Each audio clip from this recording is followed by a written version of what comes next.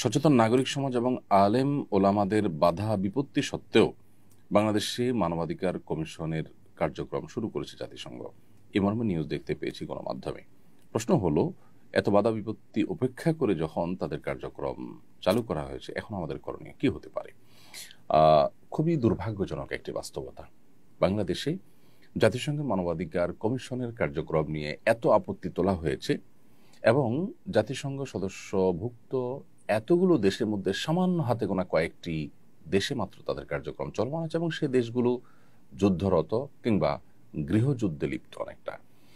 তো সেরকম একটা পরিস্থিতিতে যখন এই কমিশন কার্যক্রম চালু করে কোনো দেশে, সেরকম একটা কমিশন বাংলাদেশে এসে তাদের কার্যক্রম পরিচালনা করবে, এটা আমাদের জন্য খুবই অপমানজনক এবং দুর্ভাগ্যজনক।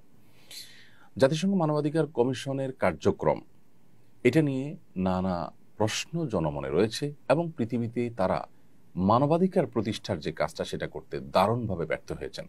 ফিলিস্তিন সহ মধ্যপ্রাচ্যে এবং পৃথিবীর বিভিন্ন প্রান্তে ছড়িয়ে ছিটিয়ে থাকা গণহত্যা, মুসলমানদের নিধন, অন্যদেরকে নিধন, এর কোনোটি তারা সেভাবে বন্ধ করতে পারেনি। অথচ মানবাধিকারের নামে তারা সমাজের মূল্যবোধ পরিপন্থী যে সমস্ত কার্যক্রম আছে সেগুলোকে তারা দ্বিধার্থে পরিচালনা করছে বিভিন্ন দেশে। তাদের ব্যাপারে অভিযোগ আজকে নতুন নয়।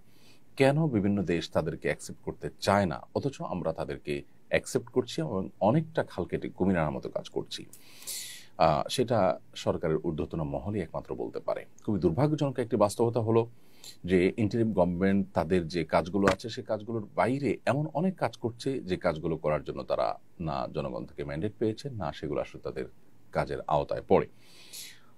উপদেষ্টাদের অনেকে এমন অনেক কার্যক্রম করছেন যেগুলো আমাদের সমাজের মানুষের মূল্যবোধ পরিপন্থী, যেগুলো বিদেশিদের এজেন্ডা বাস্তবায়ন মাত্র।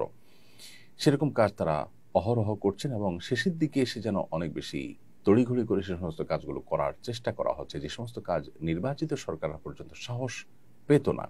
কারণ জনগণের কাছে তার জবাবদিহিতা আছে, ভোটের জন্য অন্তত যেতে হবে, মুখোমুখি হতে হবে, সেই ভয়ে তারা যে সমস্ত কাজ করতে পারত না, সেই কাজগুলো পর্যন্ত ইন্টারিম গভর্নমেন্টের অনেক উপদেষ্টা, অনেক মিনিস্ট্রি এবং কেন্দ্রীয় পর্যায় থেকে কোনো কোনো ক্ষেত্রে করা হচ্ছে। মানবাধিকার কমিশনের অফিস খোলার কার্যক্রমটা অনেকটা সেরকম একটি কাজ।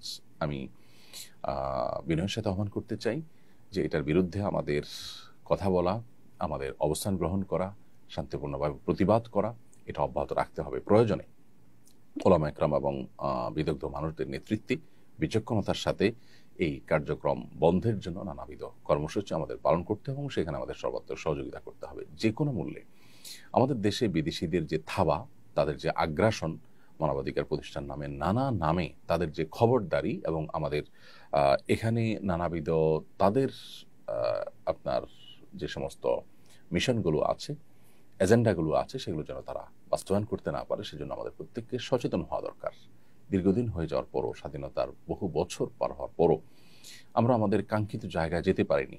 এর অন্যতম একটি কারণ, বহু কারণের মধ্যে থেকে একটি কারণ, যে আমাদের যখন যারা ক্ষমতায় এসেছে তাদের একটা অংশ কখনো কখনো তারা বিদেশিদের এজেন্ডা বাস্তবায়নে ব্যস্ত হয়ে গেছে এবং প্রশাসনে এমন অনেক ব্যক্তিবর্গ আছে যাদেরকে খুব সহজে বিদেশিরা কিনে ফেলতে পারে এবং তাদের এজেন্ডাগুলো তাদের দিয়ে বাস্তবায়ন করাতে পারে। খুবই দুর্ভাগ্যজনক বাস্তবতা এটি। আমাদের জাতিসংঘের মানবাধিকার কমিশন অফিস এখানে ওপেন করা এবং তাদের কার্যক্রম শুরু করার বিষয়টা অনেকটা সেরকম। আল্লাহ রাব্বুল আলামিন আমাদেরকে শকুনের থাবা থেকে হেফাজত করুন, আমাদের প্রিয় মাতৃভূমিকে সকল প্রকার ষড়যন্ত্র থেকে রক্ষা করুন এবং আমাদের ঈমান, আমল, মূল্যবোধ এগুলোকে আল্লাহ তাআলা হেফাজত করুন। আমাদের স্বাধীনতা, সার্বভৌমত্ব যাতে কোনোভাবে নষ্ট না হয়, এ দেশটাকে যাতে কোনোভাবে বিভক্ত করার চক্রান্ত কেউ করতে না পারে, চট্টগ্রাম সহ যে সমস্ত অঞ্চলগুলো নিয়ে শঙ্কা আছে সেগুলো নিয়ে কেউ কোনো রকম ষড়যন্ত্র যেন করতে না পারে, আল্লাহ তাআলা আমাদেরকে সেরকম ধীশক্তি, সেরকম বিচক্ষণতা এবং সেরকম সার্বিক শক্তি সামর্থ্য দান করুন।